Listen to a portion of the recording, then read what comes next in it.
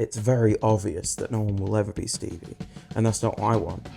Because there's... I reckon I could do a Stevie. You're missing the hat. You ain't got the hat. Yeah. But it's like, oh no, wearing the hat. It's like, oh look, there's the Stevie kid. When Stevie would go into clubs, people would see him and go, oh, there's the Jimi Hendrix kid. In some weird ways, history repeats itself with different people. The whole autism thing is kind of tough to say because I don't know any different. How do we then jump to me seeing a viral clip of you playing with Buddy Guy on stage? How does that even happen? What's going on? I don't know. One minute we were doing the video, and then the next minute I was in that moment. It was really strange. Isn't that just the coolest thing you've ever seen? That's pretty epic. I thought it was like a portable toilet. A portable toilet? Right, are we all set, mate? I don't know. Hey guys, so today we are super excited as we are joined by our little blues playing brother, Mr. Rhys John Stygal. Here he is. He's come back for a catch up because a few years back, we did a video, didn't we? Yeah, him in Tad's garage, wasn't it? In your dad's garage, yeah. Back in the good old days. Yes, and since then, Rhys has literally taken over the world. We've seen clips of him playing with Buddy Guy in Chicago, gracing the stage at Antone's recently.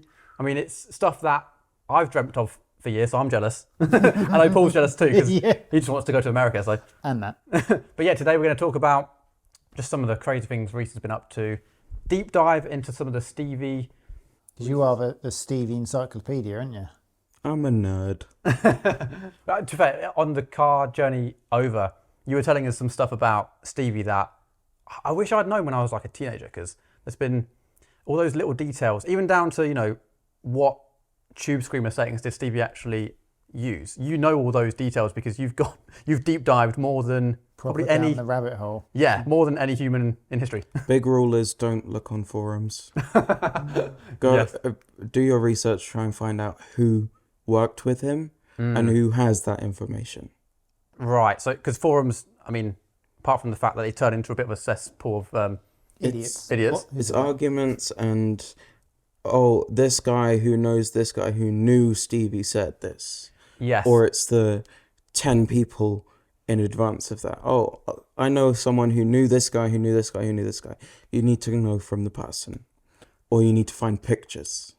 Right. And that's what you did, for example, on the Tube Screamer settings. You found the pictures in. You had to go for about 1,000 magazines in to find the... Yeah. Hang on, it might be an AI. Generated. I mean, you know, the you never know nowadays. AI. You don't know. To be fair, Rhys might not be here. He could be an AI. Am I here? Hang on. Yes. By the way, just quickly, I've seen that on, you know, Rick Beato. They call that, they say that his set is like a green screen and he's not actually there. So he's started touching stuff so that people can see that he's actually there. But yeah, since we last saw you, mate, you've gone on to just do the most crazy stuff. How did you get into that next level up from when you last saw us? Because you was already doing some pretty crazy stuff, but was it? That was just before, and just before the whole Buddy Guy thing as well, which was really, really strange. Name drop. Yes. So how did the whole Buddy Guy thing come around? I know his tech, and weirdly enough, it was just, we got a message and it's, oh, do you want to play? If you want to just put those details in that phone. Right, so... It was weird because we were going to go and see him in Paris because he wasn't doing a London show. We kind of found a way of getting to that show. And just as we were leaving, we got a message saying, oh, this is Buddy's tech, does it? And that didn't end up happening. And then it was like, if you can get to a US show. It's not an easy thing to do though, is it? It's a bit of a trek. If you can just pop over to Chicago, that's like, it's not easy for you and mum to do. Running around finding ways. But you got there. And then Buddy Guys, what's Buddy Guys? Is it Buddy Guy Legends, isn't it? Yeah. It's a club. What's that actually like itself? Massive. People don't realise there's an upstairs to it as well. The tech, Connor, he kind of just said, oh, and us, Buddy. I mean, how does that even happen? What's going on? I don't know. We're trying to find out. One minute we were doing the video, and then the next minute in that moment. It was really strange. What was it? What was your feeling on stage? Was you absolutely bricking it, or was you actually like, no, this is my calling, I'm here, relaxed? No, I was terrified because it was like I was watching from the crowd at first, and then it was like, right, we have to get to the backstage part. Right. Okay. But Because there's that like massive round stage that you had to like walk around 4 times to get up on it. Yeah. that was because it was spinning, Yep. That's right. Yeah. and I had to move fast enough so I wouldn't walk into his bass player. So even that's a challenge. I'd probably not make it through that first part there. I'd feel sick. Yeah. Yeah. Wow. I was really honoured to do that, but it was painfully loud. Was it? Yeah. What, from his end? Because I saw him live a good few years back, and I was actually playing on the same show as him, but I got the chance to look at his settings, and it was everything dimed, treble dimed. No bass. No bass, yeah, it just cuts through, doesn't it, like a madman? He uses the bright channel on a bassman too, which Is that hearing loss over time? Do you think he's compensating no, he for can the? hear really well. It's just from He just likes it. Yeah. from watching videos. Apparently, his first amp was one of the bassman heads, and apparently at one point wine got caught in the pots, so him messing around with settings left it with the treble on 10 and the volume on 10 and no bass. They just wouldn't move. That's the weirdest story to end up with for your favoured settings. Yeah. And after a while, he just got used to it. And whenever I see those amps now, I'm just like, They give you a bit I of always PTSD. move the parts to see if it's the one I think it is, and it never is. But it's just like, That's crazy. So after that, what else happened on that trip? And how many times have you been to America, by the way? Because I get the sense you almost want to move there. Please, Mum. Yeah. yeah, it's quite a strange thing because home is home. Yes. But it's so comfortable, specifically in Austin. But I don't even know how many times we've been. What is it about Austin that you like so much? What's that feeling like? Because we were saying before, weren't we, like the blues scene is nothing over here compared to what it is in America, and certainly Austin. I'm being very. I try to be as respectful as I can about the blues scene here, but when you look at specific, just Austin alone, you've immediately got people that you can look away and it sounds like Albert King, and then the next song they sound like, themselves or Lonnie Mack or something like that. You can just kind of blink and they'll sound like someone else, and it's such a vibrant scene there. There's not any. Well, one, it doesn't sleep. There's so many venues there. There's so many opportunities to play. I found it interesting before when you was telling me about Antones in particular, how guys like Gary Clark Jr. will just be knocking about there on a random Thursday night or something. It's just like, by the way, we saw a picture of you and Gary Clark at the front of Antones, and I was like, man, that's a cool view. After Blues Fest that he was playing.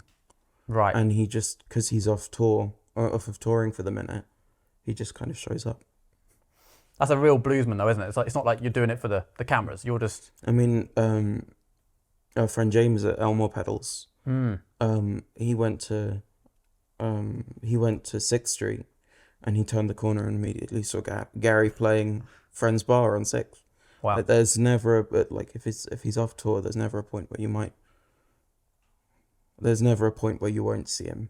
Wow. I mean, you just don't get that here, do you? No, being able to walk in and see one of your idols sat up on stage playing, it's like... Yeah, you just don't get it here. I mean, like I say, it's nice that you was being respectful of the blues scene. I've cut my teeth trying to make it in that scene, and it's a grueling task. Like, it's not for the faint-hearted. It's like, there's a few little places scattered around. Like you mentioned before, you played at the Tuesday Night Music Club down south, and that's really cool. Like little places like that, little hidden gems, but to actually, like you're talking about with that kind of walk into a random pub and see Gary Clark Jr., it's like... The other thing is they're really relaxed over there. Obviously, me being underage to get in. Should we be talking about that's something that's a bit strange, but they just put X's on your hands, and that means if you put your hands at the bar, you can't ask for out.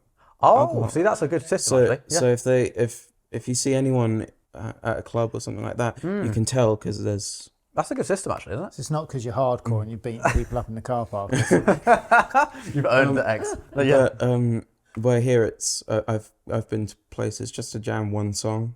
It's like no go, which isn't fun. Yeah. Yeah, because you do a lot of those jams over I here. go don't to you, loads down of jam nights, but there was one I won't name, but it was in central London, and that just no out.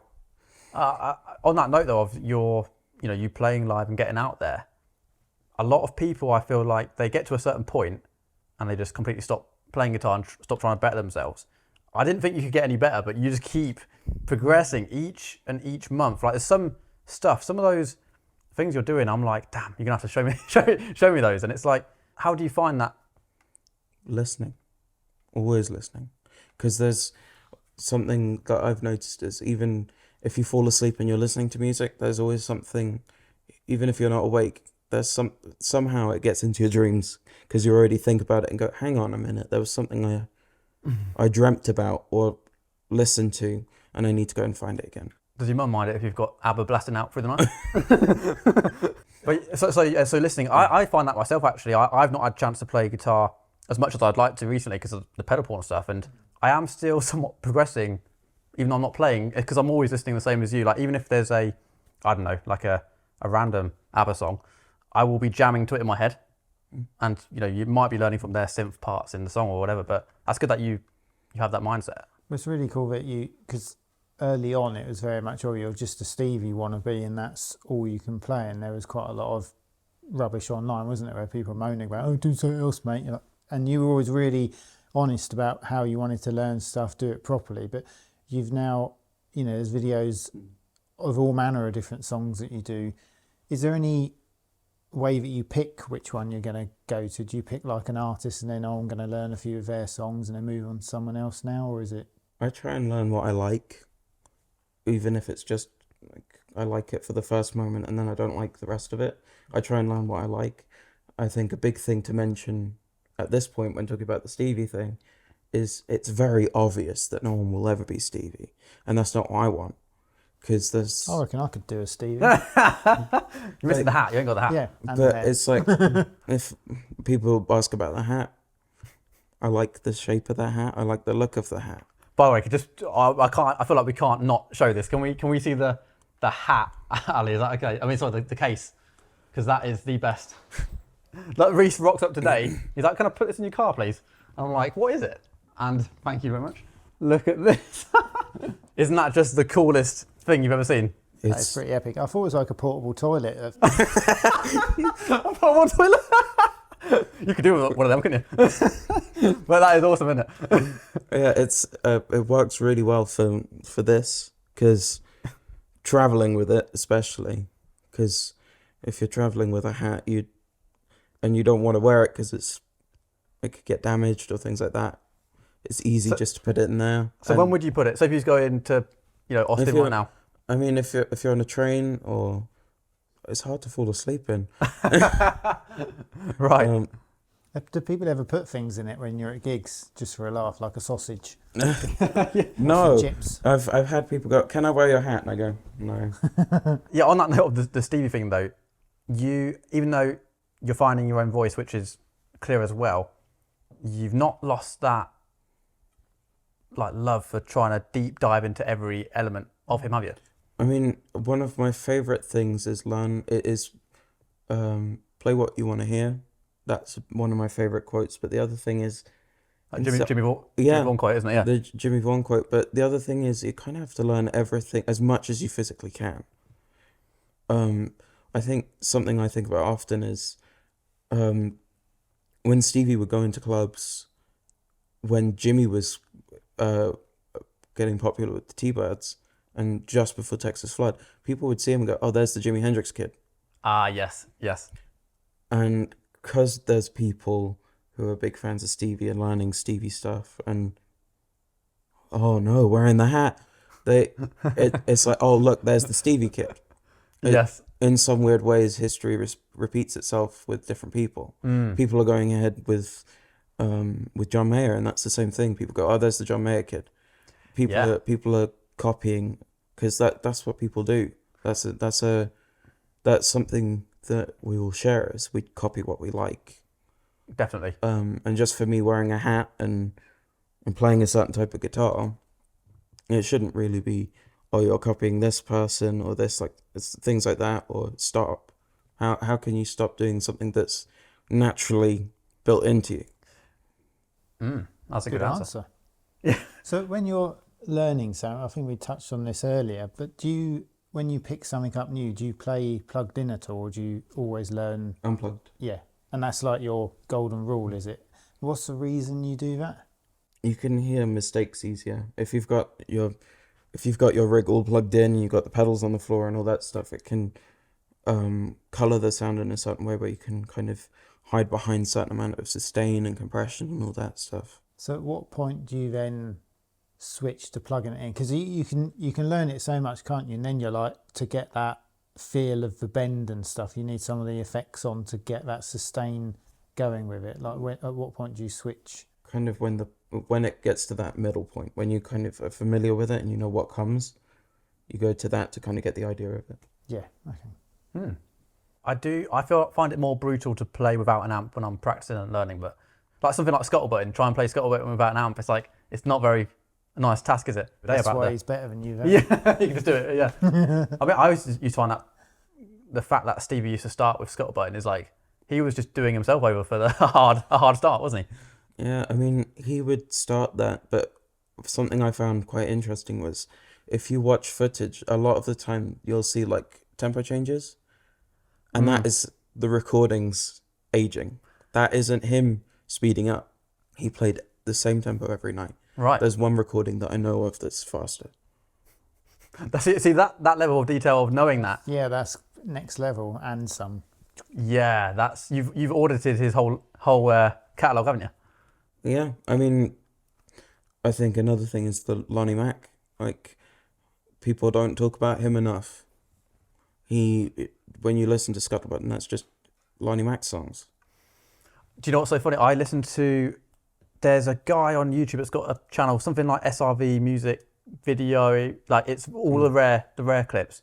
He posted a really rare Scuttlebutton, and I was like, this is a Lonnie Mack thing. Like I only heard it yesterday, so it's funny that you've mentioned that. It was like had the Leslie go in. Stevie credited Scuttlebutton to Lonnie Mack. Really? It's apparently he was doing rehearsal and he was trying to remember how to play the song Chicken Pickin', which is just a really fast, high-pitched version of Scuttlebutton, basically. I know what we're listening to later on the way back. Chicken Pickin' by... You can do it now. Can you play Chicken Pickin'? No, it's got a capo. Chicken Pickin'. We got capos. Oh, yeah. Busted. But it's the same idea, but because it was something he was trying to remember, it was a slightly different pattern. So when you listen to Scuttlebutton and then compare it, yeah, it's very, very similar, and that's why he compared. That's why he credited. That's pretty Lonnie. good of him to do that, isn't it? Because he could have. I mean, people don't talk about Larry Davis enough. He wrote Texas Flood. People don't talk about him. People don't talk about the guitar player on that record, Fenton Robinson. And when you listen to that intro, that isn't when people go, oh, Stevie wrote Texas Flood. See, that's what we was talking about off camera with your lovely mum. She was saying about how you don't just learn the song and that's it. You go back and learn all of the history about it, and it's turned into more of it's almost like a history lesson at the same time as... I want to know my stuff. I think that's a big thing. I don't want to be seen as the Stevie kid. I want to be seen as someone who's a historian for that style. Respecting where it came from, isn't it? And how it developed and stuff. Well, not to put too much pressure on you, and I'm not sure if I can even say this, but you said about the guy at the Tuesday night music club sort of, he sort of grabbed you and said, do you know what, you are the only chance. It's all on you, really. You're the next big thing, which is a big amount of pressure on your shoulders, but how do you respond to that? Can you handle it? Easy. Just put the crosses on your knuckles. Yeah. I didn't really know how to feel about that, and I still don't really know how to feel about it. It's because I think about all the friends I've made online, such as Grace Bowers and So just Paul. No Might as well. problem. Might as well. All these names, they all learnt it from me. So Yeah. But it's like I think about all of the people I've become friends with, and it's kind of it didn't really make sense because there's so many people to go, well, no, you're not finding it, and not me going, you're not looking, but it's me going, well, no, because there's these people. So what you mean is there's loads of people who could take it on their shoulders and are, not just you. I think that was just kind of I think that comment was just exaggerating.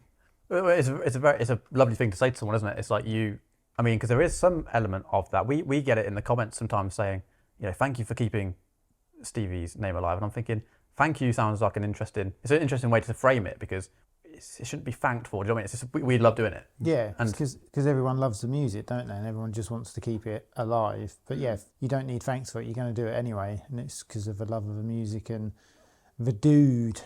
I've just been carrying on.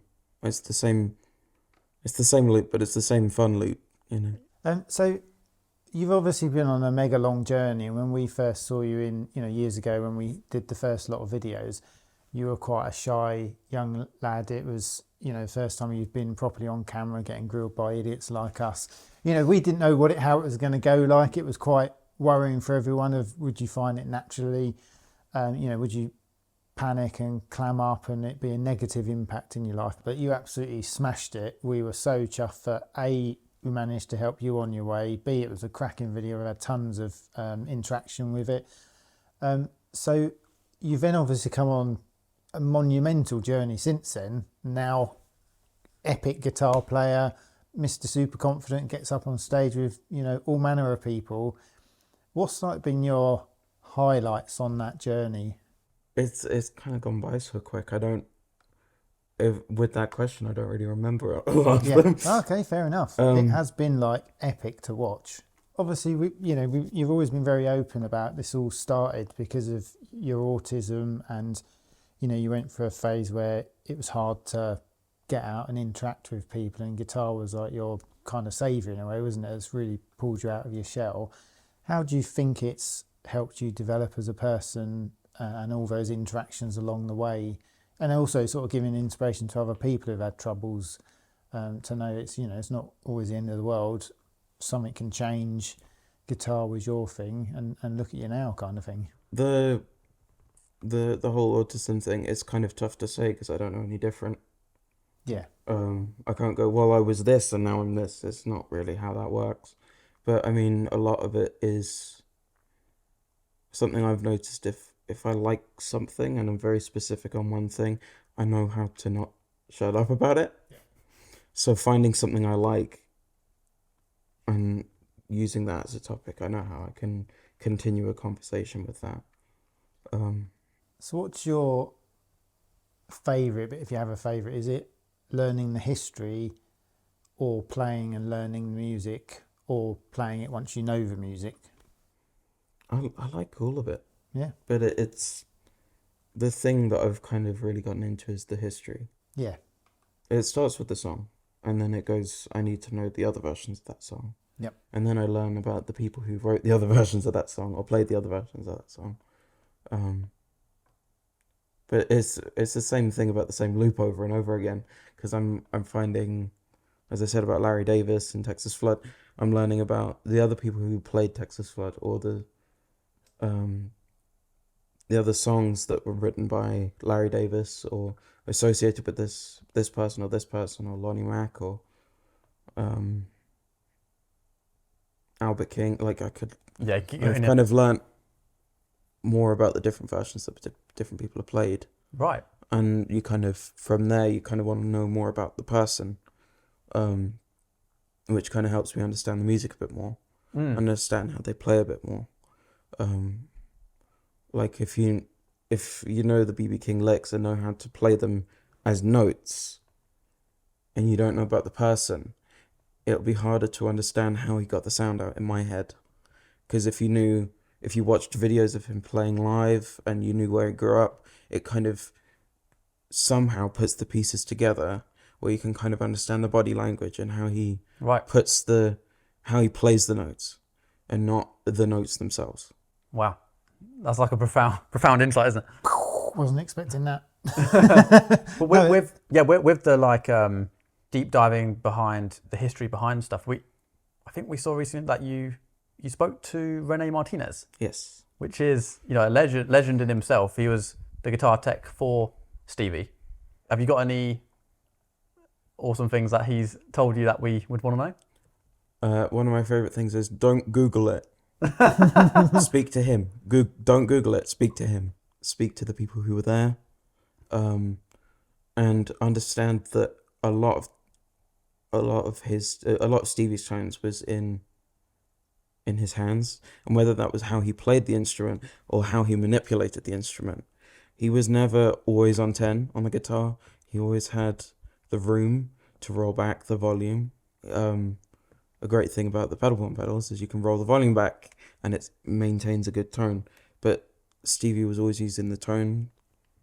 When you watch videos of him, he's never doing that. It's always moving them and finding the sweet spot. And that same thing goes for the amps, the pedals, the same thing with the guitar even. He moves the notes in certain ways. So how much of his tone would you attribute to his hands from what you've learned from Renee? And 90% of it. wow. I've seen videos of him playing Squires and it sounds like Stevie. And you go, well, the tone doesn't sound like Stevie when another musician plays through it, because it's one of the cheap Marshall amps with a Squire with cheap pickups in it. But it still sounds like Stevie. Same way as it goes with Albert King. You could see him play a Strat and it would sound like Albert King. Yeah, 100%. I mean, the tone element of it goes with the amps, but again, something that Renee says is the volume. He's never got the volume on 2. It's always at the sweet spot. He's always looking for the most clarity and the best tone. Did Renee talk to you more about the guitar setup side of it rather than the amps and stuff like that? Yeah. Yeah. So what kind of things was he saying, like, about the way Stevie had his guitars set up, and did he actually use 13s or higher? What's the real gauge that Stevie used? Because I saw on the internet he used 9s. yeah, Obviously the truth. People do spread rumors about him using. I've seen people say 17s, but that wasn't true. It kind of, I think it kind of went from he went from 13s and to 11s. That was kind of his sweet spot. But when Renee started working with him, it's documented he used a 14. right. But the strings, I think he kept the 5 strings, so from the B to the low E was the same most of the time. Right. But the high E string was swapped out whenever he needed something lighter or heavier or something like that. Okay. So with like the Stevie guitar tech, it used to be sort of Cesar Diaz would do a lot of work on his amps and stuff, and then Renee. So what's the history in the? Do you notice in the live recordings and stuff you've seen a difference that Renee's like flavour is put on it? I don't think Cesar did work on guitars. Mostly just amps and pedals. It was just amps. On that studio clip where Stevie's not wearing the hat. Yeah. And he's using the wah pedal. And it's like, oh, Renee modded that wah. No, he didn't. No one modded the wahs. It just sounded good. That's something I've always wondered about Stevie and his wah tone. Because again, I heard a random bootleg yesterday of him just playing a random concert. He had the most sweep out of any wah I've ever heard. The guy that's got closest is Phillips Ace, and we said that to him. He was like, he gets that extra sweep from it. But Stevie just had the most expressive wah tone. Have you looked into why that is? I think, well, from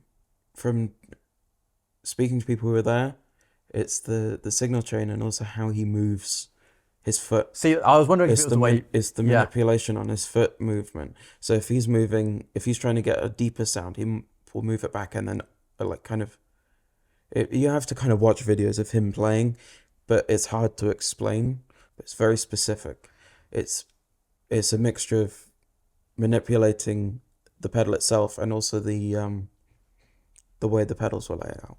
So I think one of the other tricks is whether you take the bump stops off of each end, because it allows the whole thing to travel slightly further, because there's a little bit of extra on each end. Normally how they set them up, because that's what we do on our speed controllers, to give a bit further sweep. So you might find that further the bassier side, and then more the whack whack at the other end, the whack whack.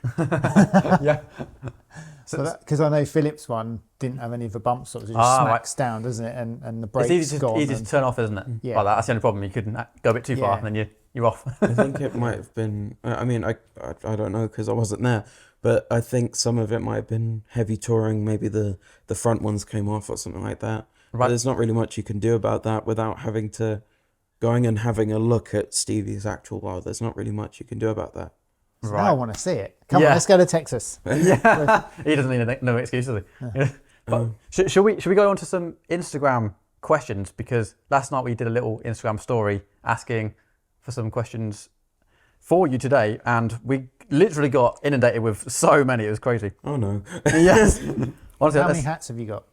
Is that the first one? How many hats have you got? I don't know. Wait, so look at all them. Look at this. I haven't seen all them. Oh my, we haven't got time for that. Yeah. Have you sifted through them? Yes. Is it going to be the random generator? Yeah, well, there's a few there's a lot of common ones that keep coming up. So that obviously they're the real pressing questions. But any plans? This is from Justin Neefsey. Any plans for an album?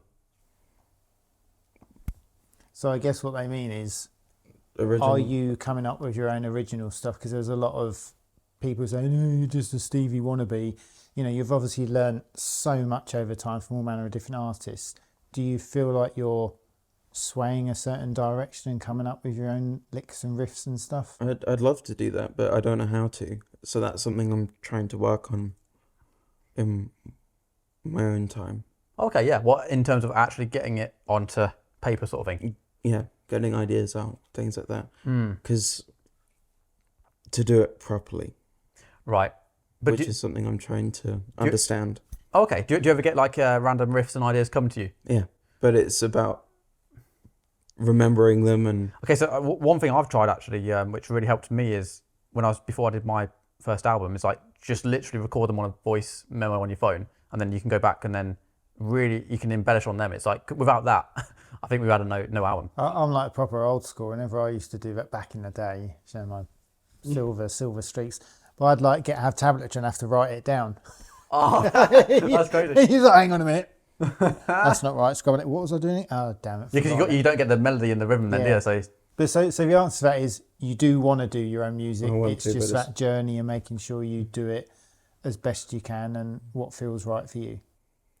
Okay, Lucy and McDermott says, "Are you Marcus King?" No. There's a picture of him when he's about. You mean you? When he's about 14, and I occasionally I go, well, this is really strange, and I show it to people, and my phone recognized it as me. And I try and change it, and it goes back. That is incredible. Do you know, I've got Marcus's phone number, but I'll bet if I ring it, your phone will ring. I haven't got his number, but I would like it. If you were ever going to have a signature pedal, what kind of one would you go for? Well, this is something I wanted to talk about. Rabbit hole. Yes, I've got an idea that I was speaking to James about. Right. But I'd rather talk about that without. Oh, the light's on. All right. What's your favourite type of pedal? That's tough because I like the tube screamer or like the overdrive stuff, but the fuzz is so versatile. I'd probably say fuzz. Okay, that's on that sort of note of pedals. There's a guy here called Chris. He said, Is it you? No, he said, out of all the pedal brands, why is pedal porn your favourite? Hang on. Have you actually said that? I reckon you've added extra information in there. Let's prove it. It says, what pedal is your favourite brand? Nothing about pedal porn. Liar. To be honest, it's the ease of use. Oh, he's accepted the premise of the question. A few dials. it's like I love brands where they have a lot of like controls where you can dial it in. I mean, one of my favorite brands, Kingtone. I love Yes. Kingtone. Jesse. But for like if you're just going to a jam or something like that, to have a whole bunch of switches on a pedal, it's quite hard to dial in. On a board that you gig with, definitely to use it like quite often, but it does have its challenges as much as I love those pedals. Well, this is actually something that me and Paul go backwards and forwards on, because when we're doing argue, or like full blown, punches, but and I lose. But it's one of those things where when we're trying to do the R&D on our new pedals, I'm always leaning towards the more simpler layout. You're always more like, oh, if we just put 1,000 dip switches there, we might get. Well, it's not quite 1,000, maybe 100, but Yeah. But no, I guess I like to. I'd rather have less pedals and be able to switch it so it can do another function. But I do get the whole because my dad's similar. He just wants a simple pedal that he can just push and he knows what it's going to do and that's it. A lot of people don't want to have to, switch things in and out. But there's a fine line between a very simple pedal that only does one job and then one that's got a second push foot switch with a different setting or that kind of thing, or a boost on a pedal. When you have like all the dip switches inside, it does almost lead into the multi-effects side of things. As much as I love the pedals that are really tweakable, it can lead into a bit of extremes. And it's like, right, I need to dial this in, and you unscrew the back and do this, where it's like with, for example, your pedals, it's just turn and control and just find a sweet spot. Then you're done. Yeah. And that's kind of where you sit. I mean, we've got a really sort of talking this sort of stuff. We've got a really good question here from Patrick Murray saying, "What's your dream SRV rig with no budget? If you could go for the try and sound as close to Stevie's." No, you cannot have Stevie's hands. hands. This is anatomy not included. Just I'd say the vibratone is a big thing. I like he's on about your vibratone, isn't he? If there's just an empty space, just don't call me. But the vibratone. I'll call him Marcus King will answer. The vibratone is a big thing, and I'd say the vibraverb as well. Yes. But hang on, he literally is just staring at your stuff, going, "I'm going to take that with me tonight." The Dumble style stuff. The Dumble style stuff. I've tried some replicas, and they really. You can hear where the ultra clean side of it comes from. A big thing is the speakers as well, the EVs and the JBLs and all of that stuff. Of course, the 63 Strat. It's still there. See, I didn't even mention it this time. I get accused of talking about it all the time. It's like I'd say even a Bassman, Fender Bassman, the tweed stuff. As much as I love the Super Reverb, I will say that I prefer the Bassman. We were saying about Jesse Davey. Have you listened to any of his albums? That the album for the I always get it around the wrong way. The movie soundtrack that the movie never happened, or whatever it is. That one. Yes, I think his rig alone is perfect enough to do that stuff. What, Jesse's? Like the Hoax rig with the Super 6 and the two rocks and all that stuff. The amp in the toilet. The amp in the toilet. Yeah. Like that alone could do that could do a full Stevie set perfectly. So on a perfect Stevie rig, because we were looking at speakers recently, what would be your speaker of choice? I think the EVs, the EV12 and 15s and 10s, that's a big part of it. Something I learned about the Bassmans is when kind of talking about the supers, Stevie wanted the Bassman sound, but he was trying to use the supers. And eventually they did the reissues. And when they got those reissues, they tried to fit 4 EVs in that amp, and it wouldn't fit.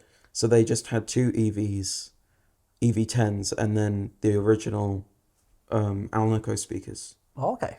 So because they couldn't fit the big massive old magnets, magnets in the back.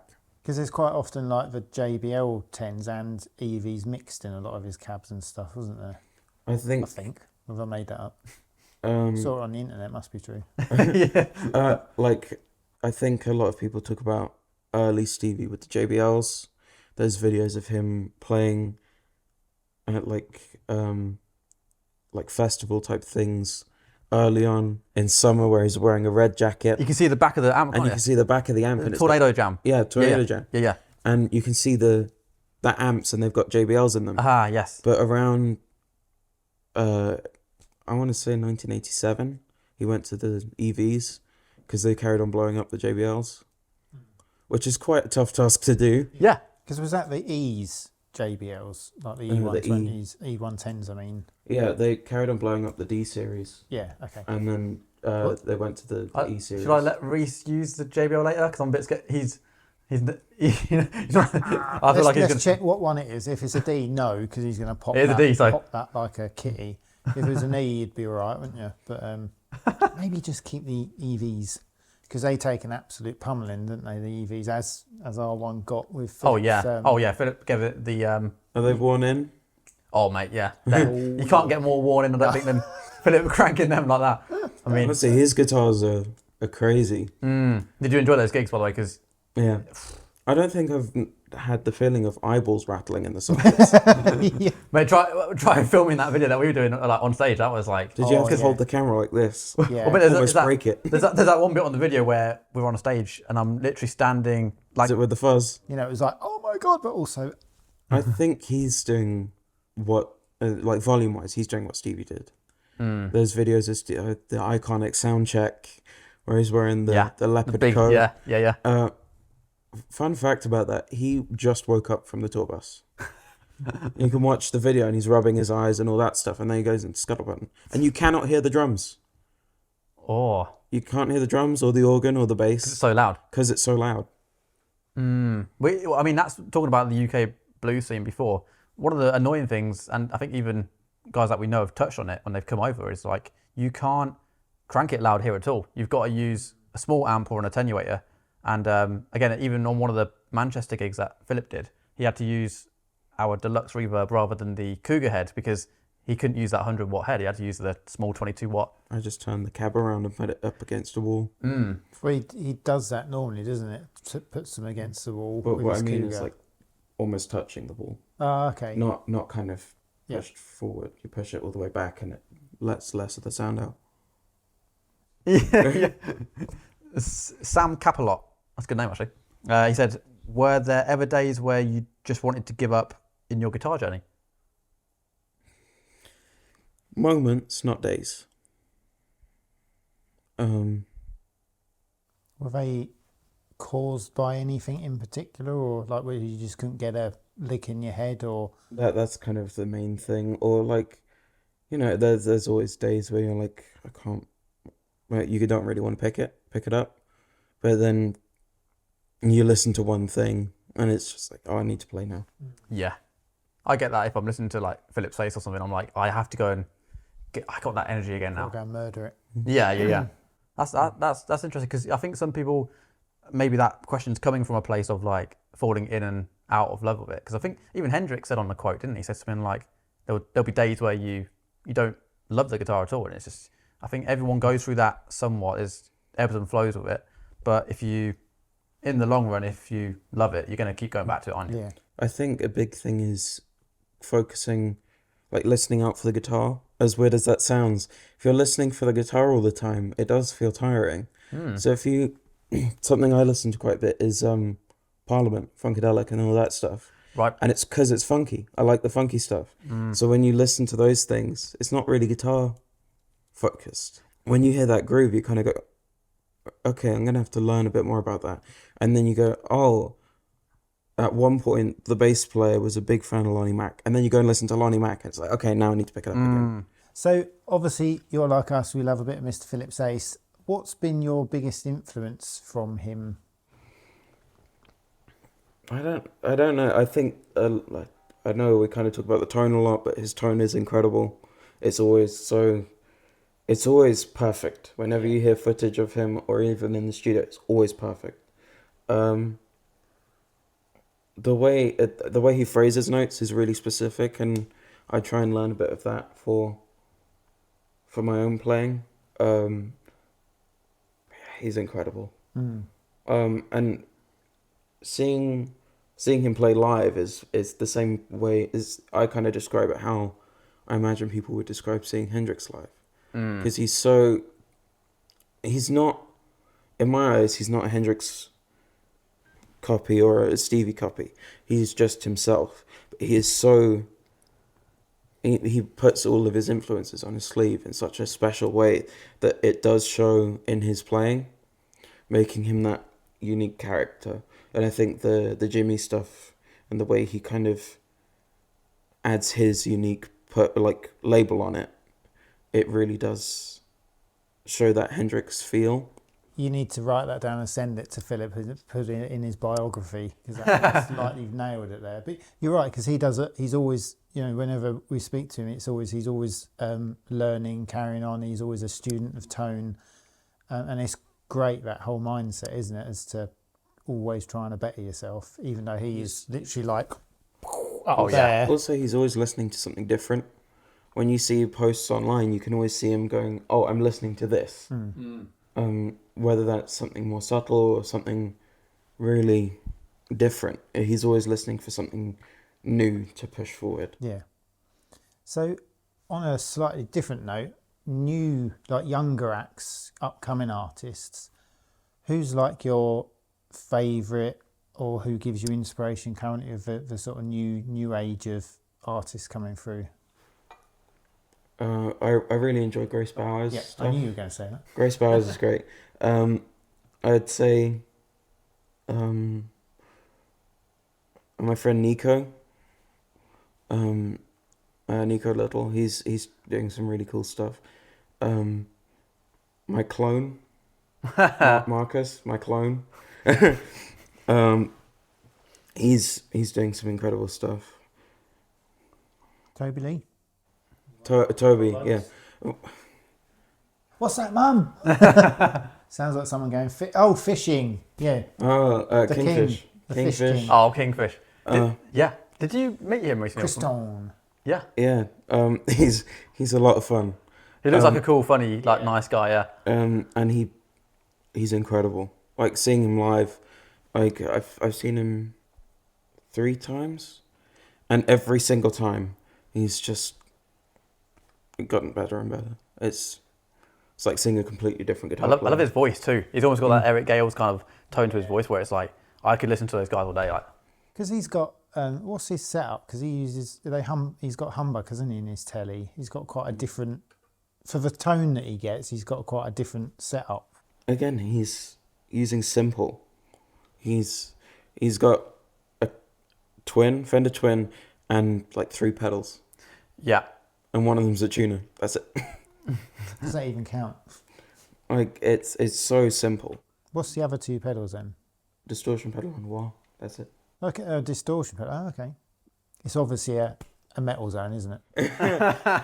Yeah, it's Best pedal ever. Yeah, Can leave it there. Thanks for coming. do you remember the first time we did the video? I brought a metal zone with me.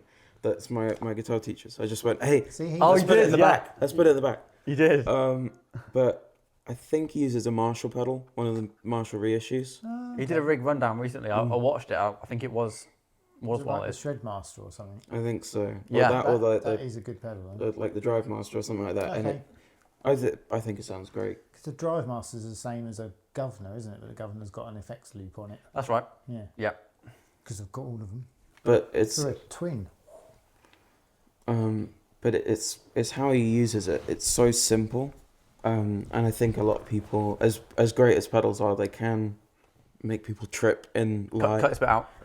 in live performances. It's like when you've got 3 or 4 pedals. It's really, I'd say that's the perfect kind of point, because you go, well, that's for this, that's for this, that's for this, that's for this. Where when you've got like a full rocket ship for a pedal board, you can spend the whole night not playing guitar and tap dancing. That's a big thing. Is people are like, no, that's not the tone I want. When I'm playing jams, I usually bring like a small piece of plywood, and it's got a tube screamer and the Texan twang on it. And the thing is, they can work really well together. You can have the tube screamer using the gain on it, and use the pedal, and it kind of makes the amp sound cranked Yeah. when using another pedal with it. But if you're using a cranked amp anyway, it just shapes it in such a way that widens the sound how you want it to be. Right. Good sales pitch. Yeah. You want to employ this guy? Yes. We have a no hat policy. You always want to come in. No. But yeah, I mean, I think we've covered a huge range of things today. I mean, we could probably chat about tone all day, which is what we're going to do actually. We're going to go on to the main set in a minute, chatting about Stevie, for the whole day. So where can we go and, Instagram. What's your handle? Rhys Guitar. Rhys Guitar. I've wanted to change that. TikTok, as much as it's a pain to see. Facebook. So is there any places people could go and see you live, because you do some jam nights and stuff? Is there any like a regular thing, or have you got anything lined up? There's a couple jams. There's one at the Beehive in Brentford, kind of near London, on Sundays that I go to quite a bit, and one at the Cavern on Tuesdays in Rains Park, again near London. Okay. But that's kind of... Well, if I was you... occasionally. If I was you guys, I'd be hanging around those spots just to try and catch Rhys, but... Sounds a bit dodgy. Is that you'll be listed on it, or is it just your randomly turn up? Okay, he's like the Gary Clark Jr. of. But yeah, I hope you guys have enjoyed this epic interview with Rhys. We could chat to Rhys all day, but thank you guys so much for watching. Make sure you check out Rhys's playing online, because as we've talked about in this, he's all right. Not this podcast. So, but he's the one, or two. And he's the one to watch. Though he's the whole emphasis of the blues going forward is on Rhys's shoulder. So steady on. Yes, yeah. But yeah, thanks a lot for watching, guys. We'll catch you in a bit, and cheers. I'm going to sit here awkwardly now for 5 days later. Thanks, Rhys. Mate, you're so good at articulating stuff. So good. Yeah.